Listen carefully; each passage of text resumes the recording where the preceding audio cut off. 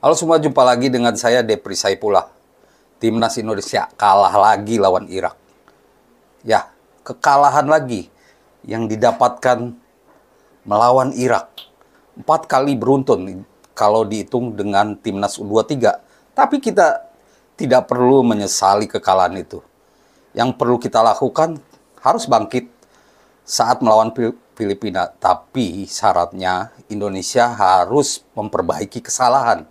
Karena saat melawan Irak, yang jelas-jelas lebih jago dari timnas Indonesia, kita banyak melakukan kesalahan.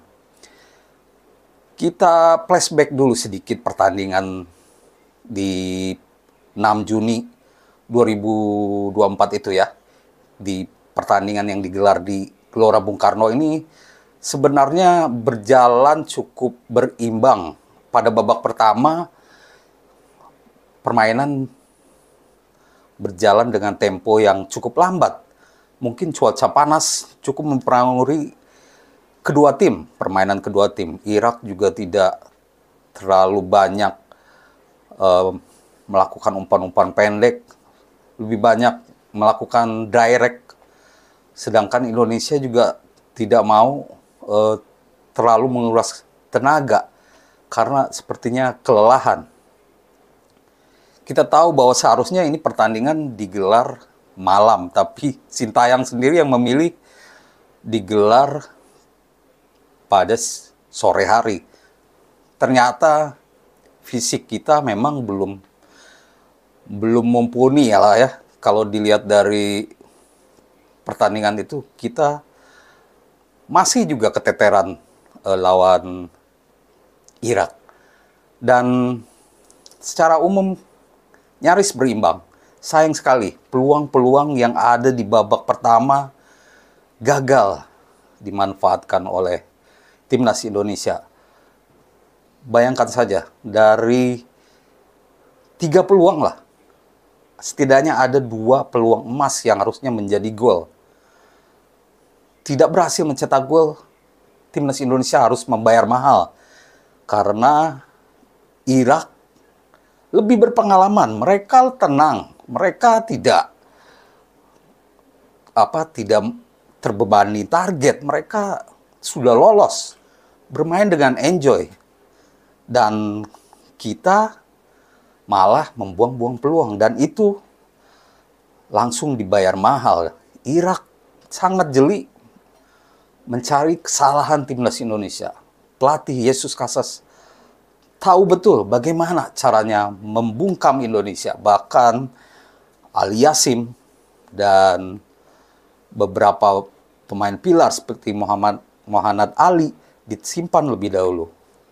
Dan di babak kedua terlihat sekali Irak langsung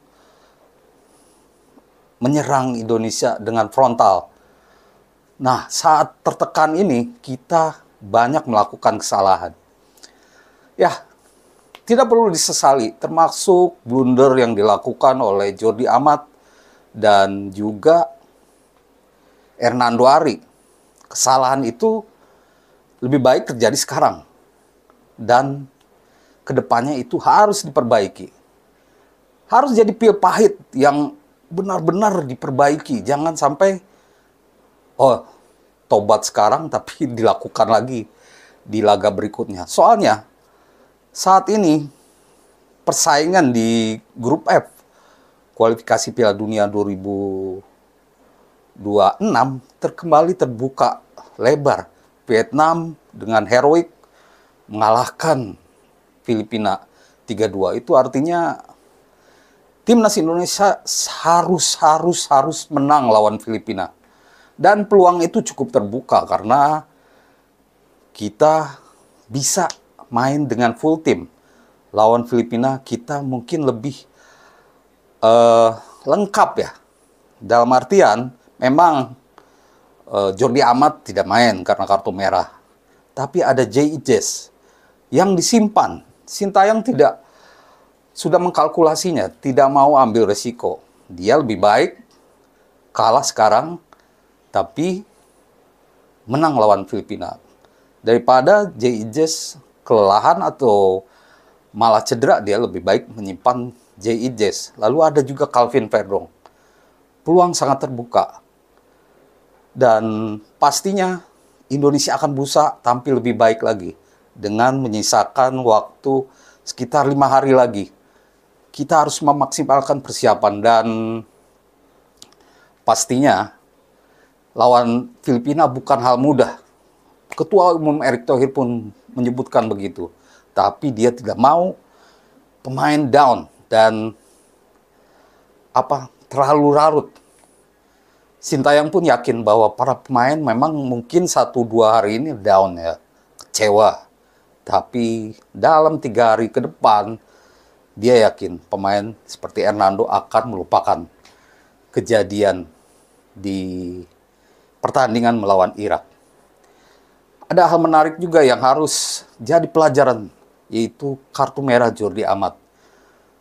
Jordi Amat ini pemain berpengalaman tapi sering sekali melakukan kesalahan. Seperti di Piala Asia, seperti di laga pertama melawan Irak. Dia melakukan gol bunuh diri. Lawan Jepang dia membuat Jepang mendapatkan penalti.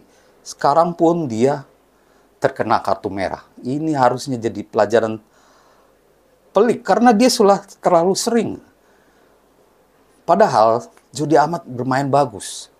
Sintayong pun mengakui itu, tapi Sintayong pun akan bicara langsung dan meminta Jordi Amat mengevaluasi diri.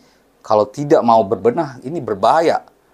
Dan kedepannya dia harus lebih baik lagi, lebih sabar lagi. Sudah terlalu banyak kesalahan dan itu tak boleh terjadi lagi. Yang paling penting sekarang adalah timnas harus bangkit. Bagaimana caranya bangkit? Saya mencatat ada 3 hal yang harus diperbaiki agar kita bisa bangkit lawan Filipina. Yang pertama yaitu komunikasi di kotak penalti. Saat latihan, saya berharap para pemain depan, Ragnar, juga semua pemain ya, karena saat menyerang itu banyak pemain terlibat, lebih mempertajam atau memperbanyak komunikasi. Selain itu mempertajam insting kerjasama. Kita tahu bahwa di menit ke-20 harusnya kita mencetak gol. Bagaimana tidak? Saint Patinama sudah berdiri kosong, tapi Rafael Struijk lebih memilih untuk mencetak gol, menembak langsung ke arah gawang. Padahal sudah kosong. Itu pemain Irak sudah terdistraksi, sudah pemainnya sudah lengah gitu, tidak menjaga Saint Patinama. Tapi Saint Patinama tidak mendapatkan bola.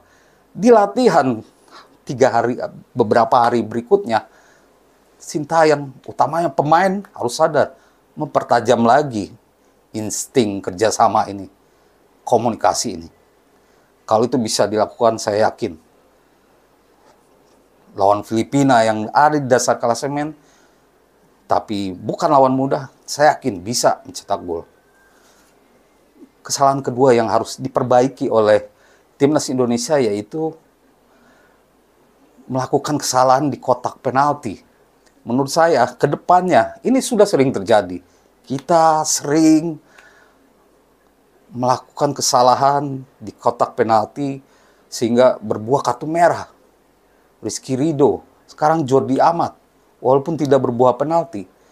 Kurangi kesalahan di kotak penalti. Seperti saat kesalahan Jordi Amat, lebih baik dibiarkan saja lewat, asal tidak melakukan pelanggaran. Toh itu belum tentu gol juga ya, waktu si Yosep itu masuk kotak penalti, belum tentu gol juga. Soalnya ini sudah sering terjadi ya, menurut saya ini harus diharapkan timnas Indonesia bisa melakukan itu. Bisa mengurangi kesalahan-kesalahan di kotak penalti. Karena sudah sering saya lihat ini terjadi, terutama saat melawan tim-tim kuat seperti Irak, Jepang. Ini harus dikurangi sehingga kita bisa main lebih aman. Soalnya paling buruk skor 0-0 menurut saya ya di pertandingan melawan Irak tadi. Sayang sekali. Kesalahan-kesalahan kecil yang menyebabkan penalti membuat kita kalah. Kesalahan ketiga yang harus diperbaiki yaitu timnas Indonesia jangan lebih banyak menunggu lawan. Kita tahu bahwa Irak tidak ada beban, mereka ngotak-ngatik bola dengan bebas, mengatur, mendikte permainan Indonesia. Saya melihat kita terlalu lebih banyak menunggu, tidak ada press ya di babak kedua utamanya, sehingga akhirnya pemain Irak Ali Yassim bisa leluasa melepas umpan-umpan penting. Nah, ini harus dikurangi. Kita harus lebih banyak press. Lawan Filipina, mereka juga bertekad ingin menang. Tidak mau malu ya.